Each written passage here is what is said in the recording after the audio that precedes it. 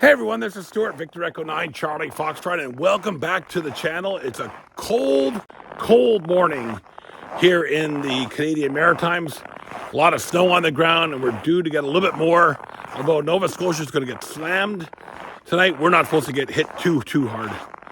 Anyway, we just wrapped up the UBA contest, the Belgium SSB for the UBA, their radio association there in Belgium. We just finished their 24-hour contest. I really like these country contests like that. The RAC one. Next week is the European DX contest. I really enjoy those contests. They're more my speed.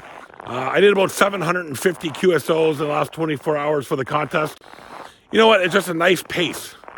Not too crazy like a worldwide or CQ worldwide or something like that. And definitely not as crazy as worldwide award. That's a topic for another day. I'm digesting all that last month's activity. I got some kind of hoofed animal came across my driveway. Anyway, so something I want to address today. When we do contests like that, we got a lot of people calling us and saying, you know what, we're not in the contest. I'm not in the contest. I'm not in the contest. Well, you know what, if you call a contest station, let's say somebody in Germany is calling CQ contest, and I call them, well, guess what? I'm now in the contest. I made a decision to call that contest station.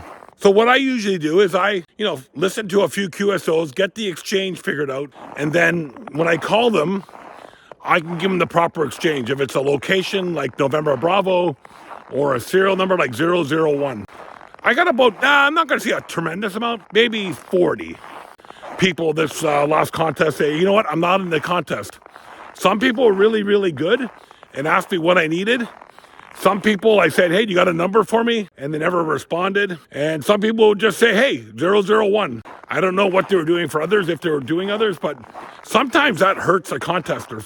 If you call a contest station and you're not in the contest, I know the Spanish contest does this. They will delete all those records if you only have one single QSO with a contest station. So if you are just a casual spin the dial guy, or you're looking for a DX contact, for example, a VE9 or an Echo Alpha or Delta Golf or a Foxtrot Lima, call at least 2 or 3 contest stations. So 2 or 3 of us get us in the log, and then your record is counted.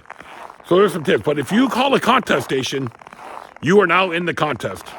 So make a point of working at least a couple, 2 or 3, and also learning the exchange. Or if the contest station asks you for information, don't say, well, I'm not in the contest, because guess what? You are in the contest.